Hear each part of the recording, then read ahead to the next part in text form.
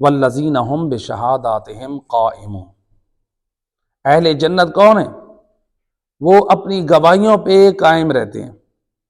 اہل جنت کون ہیں؟ اپنی گواہیوں پہ قائم رہتے ہیں۔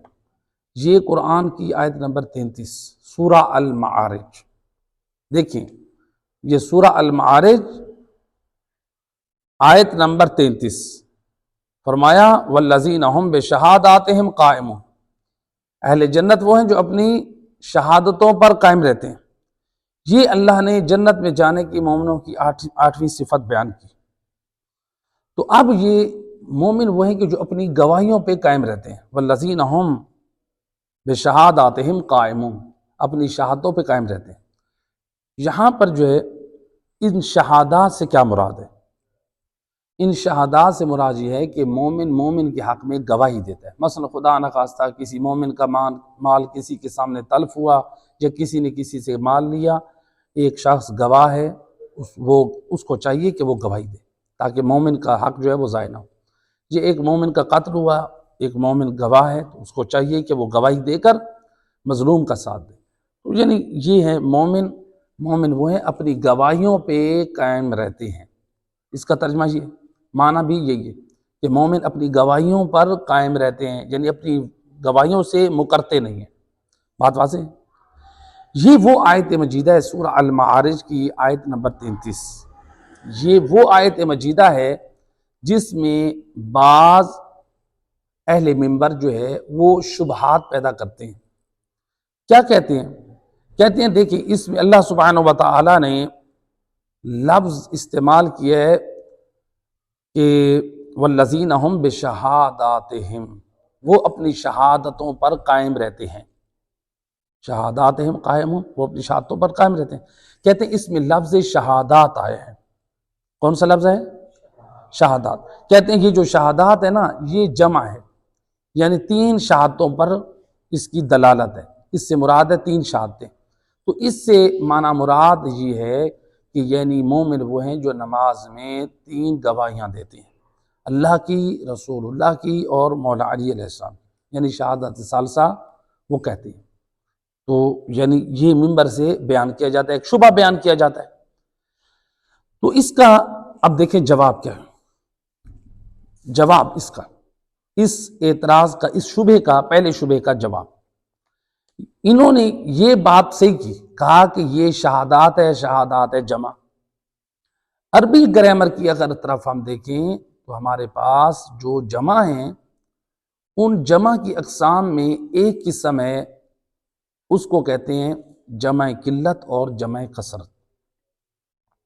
ایک کیا ہوتا ہے؟ جمع قلت اور جمع کثرت۔ جمع قلت وہ ہوتا ہے کہ جو یعنی 10 تک جمع پر دلالت کرتی ہے، اور جمع کثرت وہ ہوتی ہے جو 10 سے زیادہ پر دلالت کرتی ہے۔ تو یہاں پر یہ جو شہادات ہے یہ جمع کثرت کا صیغہ ہے۔ کس کا صیغہ ہے؟ جمع کثرت کا صیغہ ہے۔ تو اس میں اگر ہم کہتے ہیں لفظ شہادات آیا ہے تو پھر یہ تو جمع کثرت ہوا۔ جمع کثرت ہے تو وہ تو 10 سے زیادہ کی شہادتوں کی گواہی اس میں مطالبہ ہو رہا ہے۔ تو لہٰذا اس میں 3 گواہیوں والی بات نہیں ہے۔ جو کہا جاتا ہے کہ 3 گواہیوں کا ذکر ہے تو لہٰذا پہلے تو عربی گرامر سے انسان کو علم ہونا چاہیے، پھر اس کے بعد انسان گفتگو کرے۔ لہٰذا جو انہوں نے ایک قیاس بنایا کہ یہاں پر 3 شہادتوں کا ذکر ہے تو عربی گرامر کے اعتبار سے یہ ان کا قیاس درست نہیں ہے، تو یہ بات ان کی غلط ہو گئی۔ یہ پہلا شبہ جو کیا جاتا ہے، جو کون لوگ جو کہتے ہیں نماز میں شہادت ثالثہ پڑھی جائے۔ دوسرا شبہ جو ان کی طرف سے پیش ہوتا ہے، جو کرتے ہیں دوسرا شبہ، کون سا؟ شہادت ثالثہ کے بارے میں کہتے ہیں کہ دیکھیں تفسیر قرآن نور ثقلین میں روایت ہے۔ روایت کس سے؟ امام محمد باقر علیہ السلام، اللہم صلی علی محمد۔ امام علیہ السلام فرماتے ہیں وَلَا تَجْهَرْ بِصَلَاتِكَ وَلَا تُخَافِتْ بِهَا۔ کہتے ہیں اس آیت کی تفسیر میں جب امام سے سوال کیا گیا کہ فرزند رسول اس آیت میں اللہ سبحانہ و تعالیٰ اپنے حبیب کو کیا سمجھانا چاہ رہا ہے؟ تو امام علیہ السلام نے اس کی تفسیر میں فرمایا لا تجہر بولایت علی فہو الصلاۃ، یعنی اے حبیب آپ مولا علی کی ولایت کو ظاہر نہ کریں، وہ روح نماز ہے۔ تو یہ ہے، تو جب تک روایت کا آگے، جب تک میں تمہیں نہ کہوں کہ علی کے ان فضائل کا ذکر نہ کرنا جن میں ان کو مولا علی کو فضائل سے نوازا گیا، تو اس روایت کے آخر میں رسول اللہ سوال کرتے رہے کہ اب میں مولا علی کی ولایت کا اعلان کر دوں؟ تو اس میں اللہ سبحانہ و تعالیٰ نے کیا کہا؟ غدیر خم میں حکم دیا۔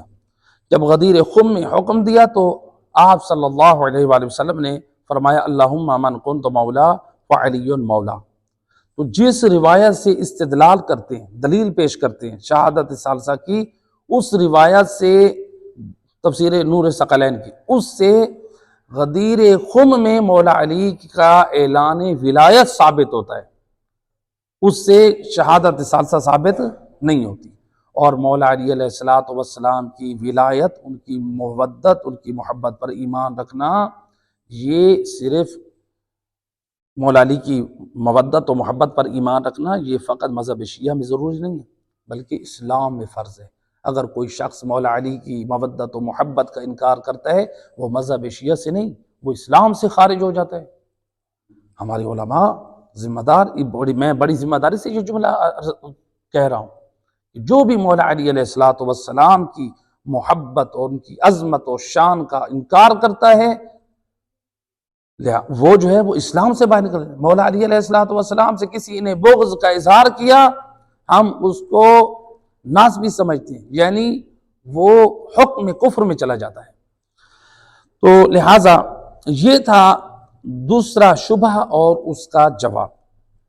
تیسرا شبہ یہ ایک پیش کیا جاتا ہے، کہتے ہیں کہ دیکھیں امام خمینی کے جنازے پر آیت اللہ سید محمد رضا گل پیگانی نے شہادت ثالثہ کی گواہی دی تھی، تو وہ اب نماز جنازہ تھی، گواہی یعنی ایک دلیل، ایک شبہ لے کر آتے ہیں کہ امام خمینی کے جنازے میں آیت اللہ محمد رضا گل پیگانی شہادت ثالثہ پڑھتے ہیں، مولا علی کی گواہی دیتے ہیں، وہ نماز ہے، نماز جنازہ کیا ہے؟ نماز ہے، تو اس نماز میں مولا علی کی گواہی دے سکتے ہیں، تو ہم روزانہ کی جو نماز ہے اس میں گواہی کیوں نہیں دے سکتے؟ ان کا اعتراض، ایک شبہ وارد ہوا اور بہت سارے لوگ اس بات کی طرف آ گئے۔ تو اب اس کا جواب کیا ہے؟ اس کا جواب دیکھیں، جو نماز جنازہ ہے حقیقت میں اس کو دعا کہتے ہیں۔ نماز جنازہ کا نام کیا ہے حقیقت میں؟ دعا ہے، اس کو مجازن نماز جنازہ کہا گیا، مجازن، یعنی اس کا حقیقی نام نہیں ہے۔ نماز جنازہ کا حقیقی نام نماز نہیں ہے، الصلاۃ نہیں ہے، بلکہ اس کو مجازن صلاۃ المیت کہا گیا، یعنی نماز جنازہ کہا گیا، یہ مجازن ہے۔ حقیقتاً کس کے لیے یہ نام؟ جو نماز یومیہ ہے اس کے لیے۔ ایک صلوات پڑھے محمد و اہل بیت، اللہم صلی علی۔ جو نماز یومیہ ہے، جو نماز یومیہ ہے اس کے لیے حقیقت نماز کا نام استعمال ہوتا ہے۔ اب دیکھیں، ایک صلوات پڑھے محمد و اہل بیت ذات پر، اللہم صلی علی۔ اب یہ جو ہے نماز، جس نماز پر حقیقت نماز کا نام استعمال ہوتا ہے وہ کیا ہے؟ اس کے لیے شرط ہے کہ وہ اس کی ابتدا تکبیر سے ہو۔ حقیقت نماز کس کو کہتے ہیں؟ جس کی ابتدا تکبیر سے ہو اور اس کی انتہا تسلیم سے ہو، یعنی تکبیرۃ الاحرام سے ابتدا ہو اور سلام پر اس کا اینڈ ہو جائے۔ بات واضح ہو رہی ہے؟ تو دوسرا حدیث میں ہے لا صلاۃ الا بفاتحۃ الکتاب، وہ نماز نہیں ہے جس میں سورہ فاتحہ نہیں ہے، وہ نماز نہیں۔ تو لہٰذا نماز کے لیے ضروری ہے کہ اس میں سورہ فاتحہ ہو۔ تو اب ہم آتے ہیں جو نماز جنازہ ہے، کیا اس کے اندر تکبیر ہے؟ اس میں تکبیر ہے، پہلی تکبیر ہے۔ کیا اس کے اندر تسلیم ہے؟ اس کے اندر تسلیم نہیں ہے، یعنی سلام نہیں ہے۔ جبکہ نماز یومیہ میں شرط ہے اول میں تکبیر ہو، آخر میں کیا ہو؟ سلام ہو۔ نماز جنازہ میں ایسا نہیں ہے۔ نماز جنازہ میں کیا سورۃ الحمد ہے؟ اس میں کوئی سورۃ الحمد نہیں ہے، جبکہ نماز یومیہ میں سورۃ الحمد ضروری ہے۔ اچھا، نماز یومیہ میں جو روزانہ ہم نماز پڑھتے ہیں اس میں رکوع ہے، سجدہ ہے، ایسے کہ نہیں؟ کیا نماز جنازہ میں رکوع اور سجدہ ہے؟ تو اس کا مطلب ہے اس کے اندر نماز والی کیفیت نہیں ہے۔ تو اب نماز جنازہ، اچھا نماز یومیہ جو واجب نماز ہے، کیا آپ اس کو بغیر وضو کے پڑھ سکتے ہیں؟ کیا آپ اس کو غسل جنابت کے بغیر پڑھ سکتے ہیں؟ آپ روزانہ کی جو نماز ہے، نہ اس کو آپ بغیر وضو کے پڑھ سکتے ہیں، نہ آپ اس کو بغیر غسل جنابت کے پڑھ سکتے ہیں۔ اب آتے ہیں نماز جنازہ کی طرف۔ نماز جنازہ کو بغیر وضو کے پڑھ سکتے ہیں، فقہا اجازت دیتے ہیں، آپ پڑھ سکتے ہیں۔ اگر کسی شخص کے اوپر غسل مس میت واجب ہو، کسی شخص کے اوپر غسل جنابت واجب ہو، غسل جنابت جس سے انسان نجس ہو جاتا ہے، اگر غسل جنابت واجب ہو گئے، کیا آپ نماز جنازہ پڑھ سکتے ہیں؟ پڑھ سکتے ہیں۔ یہ اور بات ہے کہ آپ پڑھیں گے تو آپ کو ثواب کم ملے گا۔ افضل یہ مومن طہارت کے ساتھ، یعنی مستحب قرار دیا گیا باوضو جا کے آپ نماز جنازہ پڑھیں۔ یعنی اگر آپ کے اوپر غسل جنابت واجب ہے، غسل مس میت واجب ہے، آپ نے وضو نہیں کیا ہوا، آپ نماز جنازہ پڑھ سکتے ہیں، اور نماز جو یومیہ ہے وہ نہیں پڑھ سکتے۔ تو لہٰذا اب دیکھیں، اچھا اب اور نماز جنازہ، نماز یومیہ کیا آپ غصبی زمین میں پڑھ سکتے ہیں؟ ایک شخص جانتے ہوئے، علم رکھتے ہوئے کہ یہ جگہ غصبی ہے، یہ کسی اور کی جگہ ہے، مثلا بھائی کے گھر میں غصب کیا ہوا، اس نے بھائی کو حق نہیں دے رہا مثال کے طور پہ، اس کے باوجود وہاں پہ نماز پڑھے، کیا اس کی نماز ہو جائے گی؟ نماز نہیں ہوگی، جانتا ہے نہیں ہوگی نماز اس کی۔ لیکن اگر غصبی جگہ پر کوئی نماز جنازہ پڑھے تو کیا اس کا نماز جنازہ درست ہوگا؟ اس میں بعض علماء فرماتے ہیں کہ اگرچہ غصبی جگہ پر نماز جنازہ پڑھنا گناہ ہے، لیکن نماز جنازہ درست شمار ہوگا۔ اس نے گناہ کیا ہے لیکن یہ نماز جنازہ درست شمار ہوگا، اس لیے کہ وہ نماز نہیں ہے، وہ دعائیں ہیں۔ بات سمجھ آ رہی ہے؟ وہ دعائیں ہیں، وہ والی نماز نہیں ہے جو روزانہ کی نمازیں ہم پڑھتے ہیں۔ تو اب یہاں پر دیکھیں کتنا فرق ہے، نماز روزانہ کی نماز اور نماز جنازہ کے احکام فرق ہے کہ نہیں ہے؟ فرق ہے۔ تو لہٰذا نماز روزانہ کی نماز میں اور نماز جنازہ میں فرق ہے، تو لہٰذا اب ہم قیاس کیسے کر سکتے ہیں؟ ہم کہیں کہ اگر امام خمینی کے جنازے میں شہادت ثالثہ سید محمد رضا گلپیغانی نے پڑھی تو ہم نماز یومیہ میں کیوں نہیں پڑھ سکتے؟ اس نماز میں پڑھ سکتے ہیں، اس میں بھی پڑھ سکتے ہیں۔ بھئی اس کا نام مجازن نماز ہے، حقیقتاً نہیں ہے، اور یہ نماز یومیہ یہ حقیقتاً ہے، اور اس کے احکام جدا جدا ہیں۔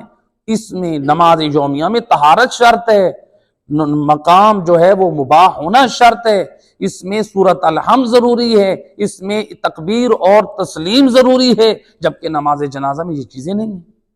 تو آپ یہ کریں، یہ آپ کا قیاس جو ہے یہ باطل ہے، یہ جو ہے یہ شبہ جو پیدا کیا لوگوں نے لوگوں کو گمراہ کرنے کے لیے، یہ درست نہیں ہے۔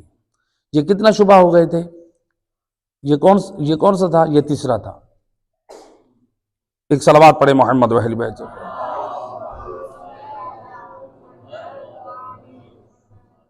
یہ تیسرا شبہ تھا۔ اب آتے ہیں چوتھا شبہ، جو چوتھا شبہ ڈالتے ہیں، کہتے ہیں کہ دیکھیں بعض اہل منبر کیا بیان کرتے ہیں، کہتے ہیں دیکھیں کہ یہ علماء جو ہے نا مولا علی سے دشمنی رکھتے ہیں، الیاذ باللہ۔ جو مولا علی علیہ السلام سے دشمنی رکھتا ہے، نبی کی زبانی ہم اس کو حرام زادہ جانتے ہیں۔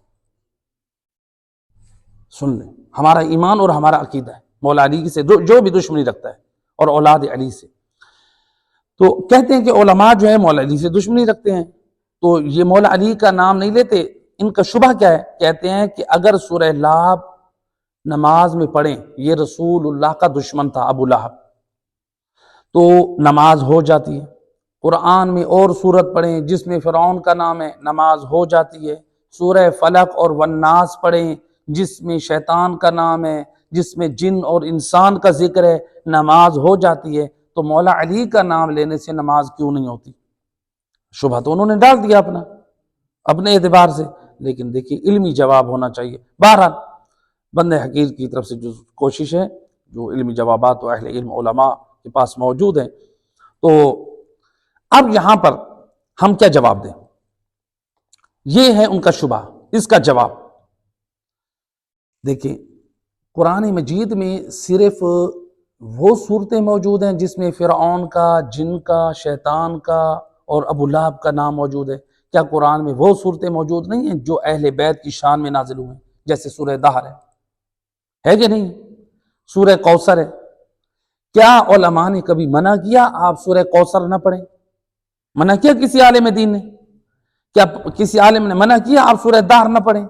آپ وہ صورتیں نہ پڑھیں جو مولا علی کی شان میں، جو جن صورتوں میں آیات نازل ہوئی؟ علماء نے منع کیا؟ نہیں کیا۔ تو آپ وہ صورتیں پڑھیں، آپ کو اجازت ہے جن صورتوں میں محمد و آل محمد کی عظمت اور شان کو واضح کیا گیا ہے۔ آپ وہ صورتیں کیوں نہیں پڑھتے؟ آپ وہ پڑھیں۔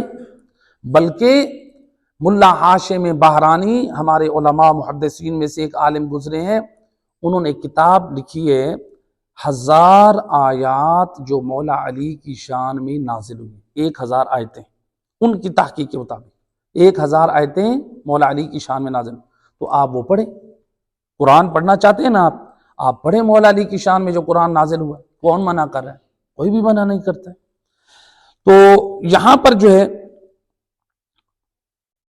آیات جو ہے مولا علی کی شان میں نازل ہوئی۔ اب جو ہے سوال ہے، اب میرا ایک سوال، کیا قرآن میں مولا علی کا نام جو ہے وہ ذکر کیا گیا ہے؟ دیکھیں، مولا علی کی شان میں آیات نازل ہوئی ہے، اس پر ہمارا ایمان ہے۔ ابھی ہم نے ذکر بھی کیا کہ ملا ہاشم بہرانی نے 1000 آیتیں نقل کی ہیں، بعض علماء نے 500 آیتیں نقل کی ہیں۔ تو اب آپ لوگوں سے سوال ہے، کیا کبھی مولا علی کا آپ نے ظاہر بظاہر نام علی، مولا علی کا اللہ نے بیان کیا ہے؟ مولا علی کا نام حیدر علی ابن ابی طالب، مولا علی کا نام آیا ہے؟ نہیں آیا ہے، نہیں آیا۔ چونکہ مولا علی کی شان میں آیتیں آئی ہیں، مولا علی کا نام نفس نفیس نہیں آیا، یعنی ظاہر بظاہر مولا علی کا نام نہیں لیا گیا۔ مولا علی کی عظمت میں آیات اتری۔ اچھا، تو جب مولا علی علیہ السلام کی نام نہیں آیا، قرآن میں نام نہیں آیا، اب میرا ایک اور سوال آپ لوگوں سے، پہلے قرآن نازل ہوا ہے یا پہلے نماز کا حکم نازل ہوا ہے؟ جی، پہلے قرآن نازل ہوا ہے۔ قرآن آیا ہے تو بعد میں نماز کا حکم آیا نا۔ پہلے رسول کی رسالت کا اعلان ہوا، بعد میں حکم آیا تھا نماز کا، بہت عرصے بعد۔ پہلے کون سا حکم نازل ہوا؟ پہلے کیا آیا؟ قرآن آیا، نماز بعد میں آئی۔ تو قرآن میں آپ لوگ دیکھ لیں، مجھے بتا دیں، مولا علی علیہ السلام کا یعنی نفس نفیس نام علی، یعنی مولا علی کو خطاب کیا گیا، مولا علی کا نام لے کر، حیدر علی ابن ابی طالب، نام علی، وہ نہیں آیا۔ تو لہٰذا اب پہلے آیا ہے، قرآن نازل ہوا ہے، تو کیا اللہ نے قرآن میں مولا علی کا نام بظاہر کیوں نازل نہیں کیا؟ کیا اللہ نے؟ اللہ نے نہیں کیا۔ قرآن پہلے نازل ہوا یا نماز پہلے نازل ہوئی؟ قرآن پہلے نازل ہوئی، تو قرآن میں اللہ نے مولا علی کا نام نازل نہیں کیا۔ اللہ یاذ باللہ، اب ہم کیا کہیں گے؟ اللہ مولا علی سے دشمنی رکھتا ہے، اللہ نے قرآن میں مولا علی کا نام بیان نہیں کیا؟ کیا اللہ یاذ باللہ ہم یہی کہیں کہ اس نے شیطان کا نام بیان کر دیا بظاہر، اس نے فرعون کا نام ذکر کر دیا، جنوں کا کر دیا، حیوانوں کا کر دیا، مولا علی کا نہیں کیا؟ نہ، استغفر اللہ۔ بعض اوقات نام ذکر کیا جاتا ہے مذمت کرنے کے لیے۔ فرعون، شیطان، ان لوگوں کا نام ذکر کیا ہے مذمت کے طور پہ، ان کے نام ذکر کرنے میں کوئی ان کے لیے عظمت نہیں تھی۔ اور بعض اوقات نام ذکر نہ کرنا مقصود ہوتا ہے عظمت کے لیے۔ تو اللہ سبحانہ وتعالیٰ نے علی مولا یا مثلاً اہل بیت نبوت کے نام نہیں لیے، لیکن ان کی عظمت میں خود آیات نازل کر دی ہیں، ہے کہ نہیں؟ تو لہٰذا یہ اعتراض کرنا کہ یہ مولا علی علیہ السلام سے عداوت ہے، تو پھر تو خدا نخواستہ اللہ کے اوپر بھی اعتراض لازم آ سکتا ہے آپ کا کہ اللہ نے ان بدبختوں کے نام ذکر کر دیے اور اہل بیت کے نام نہ کیے۔ وہ جواب دے دیا ہے کہ ضروری نہیں ہے کہ ہر وقت نام جو ہے وہ عظمت کی وجہ سے بیان ہو، اور نام چھوڑا جائے وہ توہین کے لیے نہیں، کبھی عظمت کی وجہ سے نام کو چھوڑ دیا جاتا ہے۔ ایک صلوات پڑھ دیں محمد رحمہ۔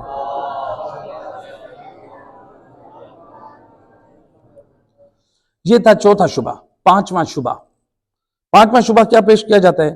کہتے ہیں کہ دیکھیں بھئی، یہ علماء کہتے ہیں کہ مولا علی علیہ السلام کا نام لینے سے نماز باطل ہو جاتی ہے، جبکہ مولا علی کی محبت ایمان ہے، اور پھر نماز میں علی کا ذکر کرنے سے نماز کیسے باطل ہوتی ہے؟ تو کہتے ہیں کہ یہ مولا علی علیہ السلام سے دشمنی ہے۔ یہ مولا علی علیہ السلام سے کیا ہے؟ دشمنی ہے۔ یہ دشمنی کی وجہ سے کہتے ہیں کہ مولا علی کا نام لینے سے نماز باطل ہو جاتی ہے۔ دیکھیں، مولا علی سے دشمنی ہمارا ایمان اور عقیدہ ہے، مولا علی سے دشمنی حرام ہی رکھے گا۔ امام صادق علیہ السلام کی روایت ہے، اللہم صلی علی محمد، امام فرماتے ہیں مولا علی کا دشمن کے پیدا ہونے کے دو راستے ہیں، یا تو وہ حرام زادہ پیدا ہوگا، یا پھر وہ ایام حیض میں اس کا نطفہ ٹھہرا ہوگا۔ تو دو، یعنی جن ایام میں حرام ہے شوہر کا بیوی کے پاس جانا، ان ایام میں تعلق قائم کرنا، اس میں اگر کوئی پیدا ہو گیا تو ہو سکتا ہے وہ دشمن علی ہو، یا پھر جو ناجائز کی اولاد ہوگا وہ دشمن علی پیدا ہو سکتا ہے۔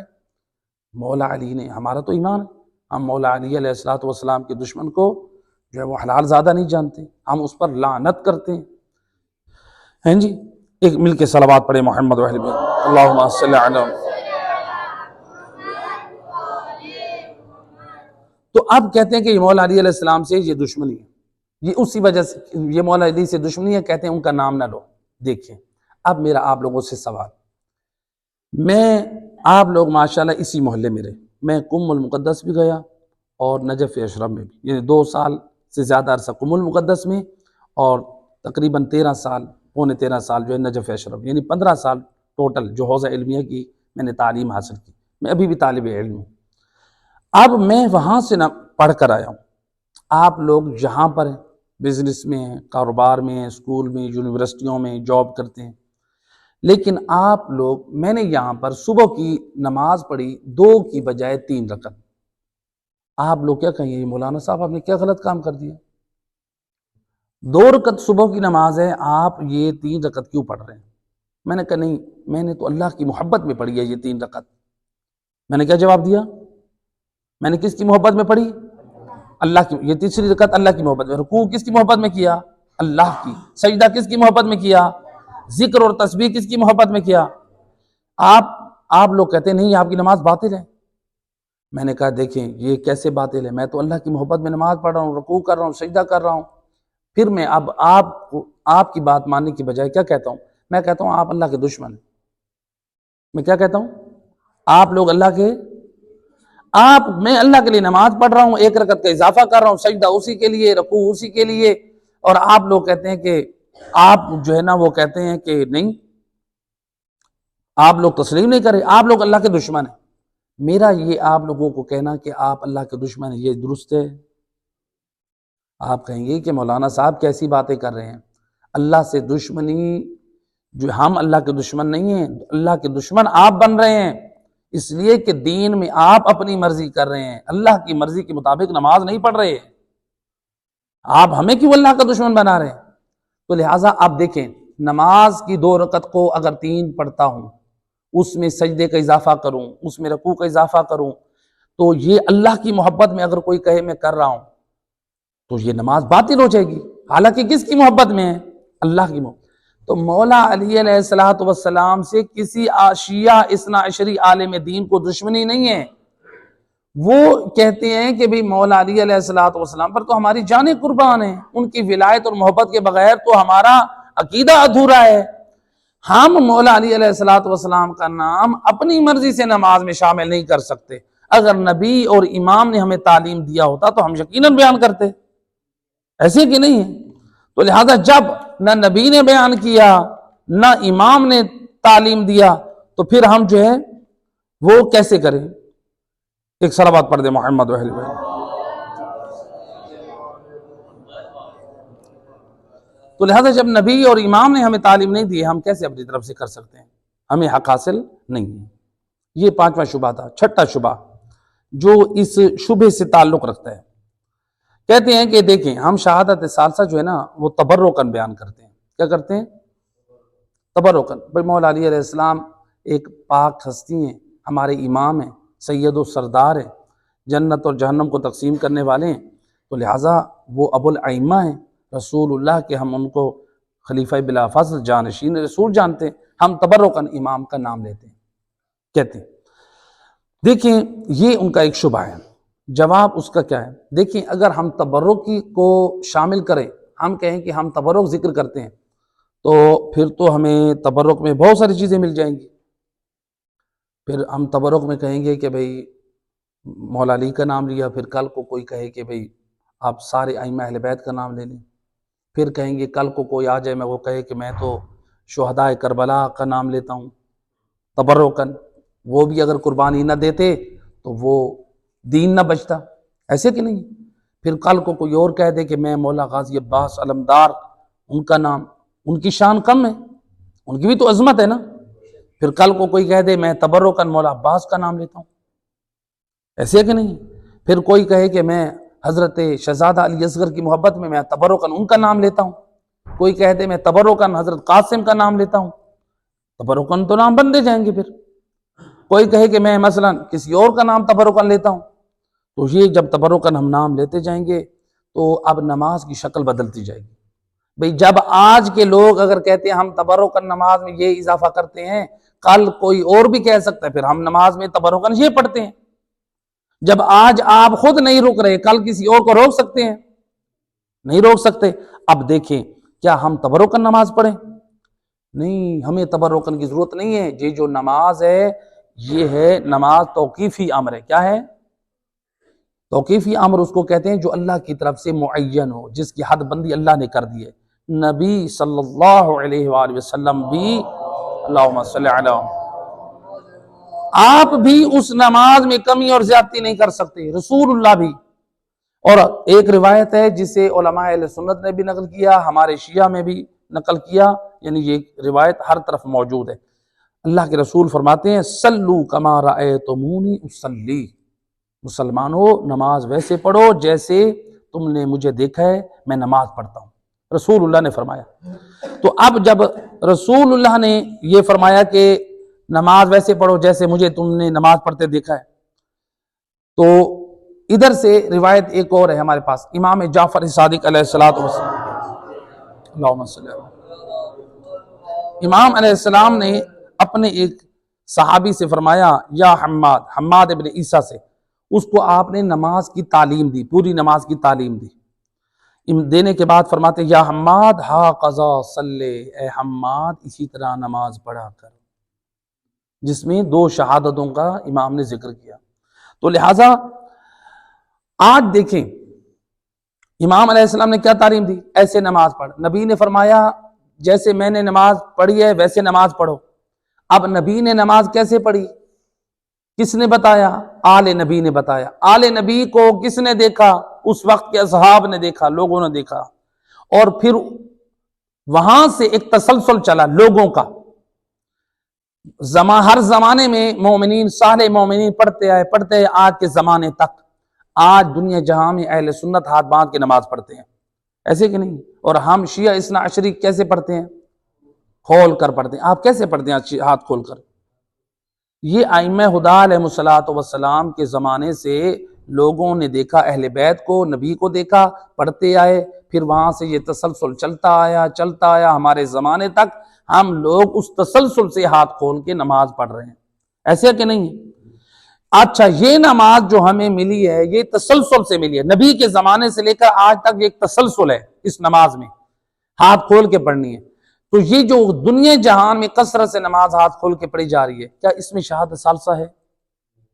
نہیں ہے۔ تو اس کا مطلب ہے نماز جو ہاتھ کھول کے تسلسل سے ملی ہے وہی نماز جو بغیر شہادت ثالثہ کے ہے وہی تسلسل سے ملی ہے، اس میں ہمیں اپنی طرف سے اضافہ کرنے کی ضرورت نہیں ہے۔ بات واضح ہے؟ ایک ساتواں شبہ، یہ چھٹا شبہ تھا، ساتواں شبہ، روایت پیش کی جاتی ہے، ایک کتاب ہے فقہ الرضا، کتاب کا نام کیا ہے؟ فقہ الرضا، امام رضا علیہ الصلوۃ والسلام کی طرف اس کی نسبت دی گئی ہے۔ اس کا جواب کیا ہے؟ کہتے ہیں دیکھو فقہ الرضا نامی کتاب میں یہ جو ہے روایت موجود ہے۔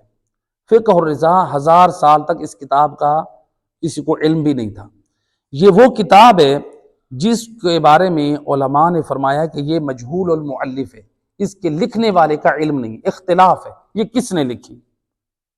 جس کتاب کے لکھنے والے میں اختلاف ہو، بتائیں اس کتاب کے اوپر کوئی اعتماد ہو سکتا ہے؟ اس کتاب پر اعتماد نہیں ہو سکتا۔ تو لہذا اس کتاب میں یہ جو روایت ذکر کی گئی ہے، جو حوالہ دیتے ہیں کہ دیکھو اس کے اندر یہ روایت موجود ہے، وہ روایت سند کے اعتبار سے معتبر نہیں ہے، اور جس روایت پر عمل کیا جاتا ہے وہ روایت معتبر ہونی چاہیے۔ دوسری چیز جو نہیں، پہلی چیز کیا تھی؟ اس کتاب کا مؤلف مجہول ہے، یعنی اس میں اختلاف ہے۔ نمبر 2، اس کتاب میں جو روایت ذکر ہوئی ہے وہ غیر معتبر ہے، لہذا قابل اعتبار نہیں ہے۔ نمبر 3، اگر فقہ رضوی کو تسلیم کرتے ہیں، ہم کہتے ہیں کہ ٹھیک ہے فقہ رضوی کی اس روایت کو ہم مانتے ہیں، تو پھر اس کتاب میں ایک روایت ہے کہ مولا علی علیہ السلام نے جب وضو کیا تو اس وضو میں اپنے پاؤں کا مسح کرنے کی بجائے آپ نے پاؤں کو دھویا۔ تو پھر اگر ہم آپ اس کتاب کو مانتے ہیں تو پھر آپ کیا کریں گے؟ پاؤں کا مسح کریں گے یا دھوئیں گے؟ ہمارا تو قرآن سے ہم ثابت کرتے ہیں کہ اللہ سبحانہ وتعالیٰ نے قرآن کا مسح پاؤں کا مسح ذکر کیا ہے، پاؤں کا دھونا ثابت نہیں ہے۔ قرآن سے ثابت کیا ہے؟ مسح کرنا ہے، قرآن سے پاؤں کا دھونا ثابت نہیں ہے۔ تو اب بتائیں مولا علی کیا قرآن کی مخالفت کریں گے؟ اس کتاب میں فقہ الرضا میں یہ جو بیان ہوا کہ مولا علی علیہ السلام علیہ باللہ پاؤں دھوتے تھے، مسح نہیں کرتے تھے، تو بعض لوگ کہتے ہیں یہ تقیۃً کیا ہے۔ استغفر اللہ، امام کے لیے تقیہ کرنا حرام ہے، یعنی ایک امت کے گمراہ ہونے کا خدشہ ہے، یعنی جہالت ہے، ایک غلط جواب دینے کے لیے، یعنی غلط چیز سے، جہالت سے کام لینا۔ تو یہ تھا تیسرا، یعنی اس میں جواب کہ کتاب فقہ الرضوی جو ہے یہ کون سی ہے، فقہ الرضا یا رضوی۔ نمبر 4، اس کتاب میں ہے کہ حرام گوشت جانور کی جلد کو رنگین کرنے سے وہ جلد پاک ہو جاتی ہے۔ مثلا کتے کی جلد ہے، آپ نے اس کو رنگ ساز سے رنگ کروایا، وہ پاک ہو گئی، اس کے اوپر نماز پڑھ سکتے ہیں۔ ہاں جی، تو لہذا سند کے اعتبار سے روایت بھی وہ صحیح نہیں ہے۔ نمبر 5، ہمارے فقہا میں سے کچھ علماء فقہا فرماتے ہیں جن میں آیت اللہ العظمی، موجودہ فقہا میں سے آیت اللہ بشیر نجفی کہتے ہیں میری ریسرچ اور تحقیق کے مطابق اس کتاب کا لکھنے والا محمد بن علی شلمغانی یہ وہ بدبخت تھا جس کے اوپر امام زمانہ علیہ السلام نے لعنت کی تھی، اس نے یہ کتاب لکھی تھی جس کے اندر، اب دیکھیں کیا ہم ایسی کتاب کے اوپر اعتماد کر سکتے ہیں؟ نہیں کر سکتے۔ تو لہٰذا یہ جو ہے یہ شبہ بھی قیاس یہ بھی فارغ ہو گیا۔ نمبر 8، 8واں شبہ، بعض لوگ کہتے ہیں کہ اب 8واں شبہ کیا کہتے ہیں؟ آج کل توضیح المسائل لے کر آ رہے ہیں ممبروں پہ، کہتے ہیں دیکھو یہ فقہا علماء مجتہدین اجازت دے رہے ہیں جی۔ تو اب یہاں پر جواب یہ ہے کہ اگر آپ تقلید کے قائل ہو گئے ہیں تو پھر آپ تقلید اپنی مرضی سے کریں گے یا تحقیق سے کریں گے؟ تحقیق سے کریں گے۔ اگر آپ کے سر میں ایک رسولی ہو، آپ اس کے لیے ریسرچ کرتے ہیں کہ پہلے سب سے بڑا اسپیشلسٹ کون ہے، آپ اس کی طرف رجوع کرتے ہیں۔ آپ دین کے معاملے میں جو آپ کو پسند آ جائے آپ اسی کو لینا شروع کر دیں، اس کا مطلب ہے دین سے محبت نہیں ہے، اپنی خواہشات سے محبت ہے، جو مجھے پسند آ رہا ہے اسی کو میں دین بنا رہا ہوں۔ تو لہٰذا جب ہم بدن کے معاملے میں ہم کہتے ہیں اسپیشلسٹ کے پاس جائیں، تو لہٰذا دین کے معاملے میں بھی آپ اسپیشلسٹ کے پاس جائیں، اسپیشلسٹ فقہا، جامع الشرائط، مجتہد ہو، جو اپنے زمانے کا عالم ہو، اہل علم ہو۔ لہٰذا اب دیکھیں ہمارے ان فقہا میں سے، موجودہ فقہا میں آیت اللہ سیستانی، وہ نماز میں پڑھنے کی اجازت نہیں دیتے، بلکہ وہ کہتے ہیں کہ اگر کوئی شخص نماز جماعت کرائے اور اس میں شہادت ثالثہ پڑھتا ہے، آغا سیستانی کہتے ہیں احتیاط واجب کی بنا پر اس کے پیچھے آپ نماز نہیں پڑھ سکتے۔ آغا سیستانی کہتے ہیں اس لیے کہ یہ کسی جامع الشرائط مجتہد نے فتویٰ نہیں دیا۔ تو گویا اس جملے سے یہ بھی بات واضح ہوتی ہے، آیت اللہ سیستانی ان علماء کو جامع الشرائط نہیں مانتے کہ جنہوں نے فتویٰ دیا ہے، وہ جامع الشرائط نہیں ہیں، حوزات علمیہ میں ان کی علمی حیثیت وہ نہیں ہے جو ہونی چاہیے تھی ایک جامع الشرائط فقیہ کی۔ اور دوسرا یہ ہے کہ آیت اللہ سیستانی یہ جو ایک دلیل بناتے ہیں آیت اللہ محمد رضا گل پیگانی کے جنازے میں پڑھے جانے کی، آیت اللہ سیستانی جنازے میں بھی اجازت نہیں دیتے، وہ کہتے ہیں جائز نہیں۔ تو لہٰذا یہ امر توقیفی ہے، بس جو ملا ہے ہمیں آل نبی اور آل نبی سے، اسی پر عمل کریں، یہی ہمارے لیے دین ہے، ہمیں اپنی طرف سے اضافہ کرنے کی ضرورت نہیں ہے۔ ہر عالم، ہر فقیہ نے خود جواب دینے۔ صلوات پڑھے محمد و اہل بیت۔ اب پاکستان میں اس کا رواج کب سے پڑا؟ یہ 8 ہو گئے۔ پاکستان میں اس کی بنیاد کب سے ہوئی؟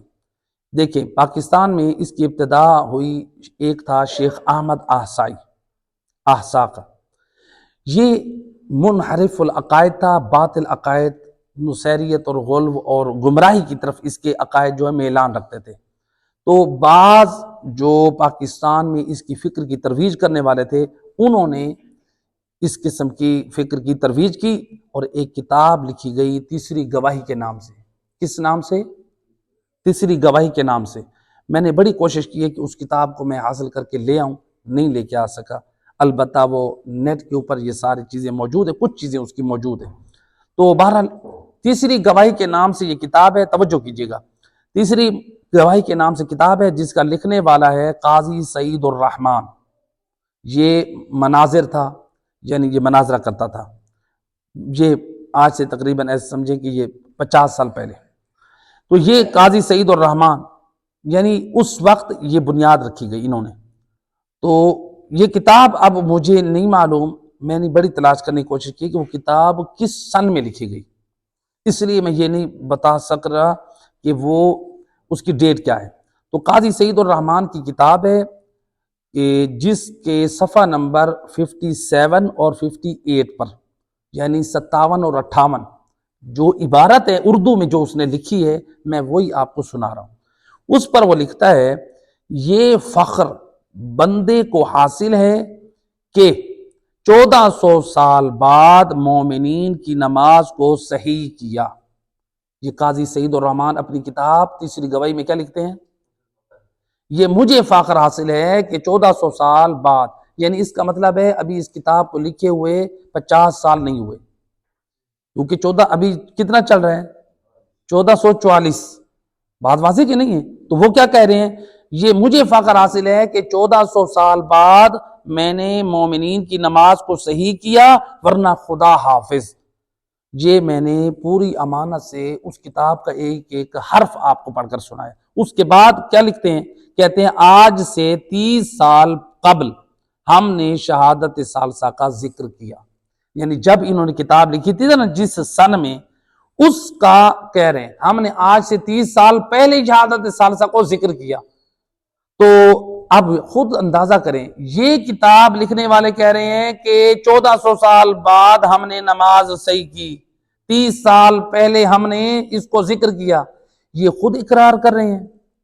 اقرار العقلاء نافذ علی انفسہم، عقل مند کا اقرار کرنا خود ان کے نفسوں پہ نافذ ہوتا ہے، وہ خود اقرار کریں۔ یہ پہلے نہیں تھی، 1400 سال پہلے یہ نہیں پڑی ہوتی، یہ ہماری اختراع اور ہماری یہ بدعت ہے، ہم یہ دین میں نئی چیز داخل کر رہے ہیں، یہ خود اقرار کریں۔ جا کے آپ یہ کتاب اور یہ کتاب جو ہے اس کو آپ پڑھ سکتے ہیں، یعنی تیسری گواہی کے نام سے۔ ایک صلوات پڑھے محمد و اہل بیت۔ لہٰذا اس آیت مجیدہ میں اللہ سبحانہ وتعالیٰ نے تیسری گواہی سے مراد جو ہے مومنوں کا گواہی دینا مراد دیا ہے، نہ کہ شہادت ثالثہ کا ذکر ہے۔ اور ہمارا ایمان ہے، ہم مولا علی علیہ السلام کی ولایت اور محبت مودت پر ایمان رکھتے ہیں، اور ہمارا شیعہ اثنا عشری کا عقیدہ ہے جس کے دل میں چہاردہ معصومین کی محبت اور ولاء نہیں ہے، اللہ اس کی کسی عمل صالح کو قبول نہیں کرتا۔ یہ ہمارا ایمان ہے۔ تو لہٰذا ہم کہتے ہیں شریعت میں اپنی چیز داخل نہ کریں، اپنی مرضی داخل نہ کریں، جو نبی اور آل نبی نے قرآن نے دیا ہے اسی پر عمل کریں، یہ اسی میں نجات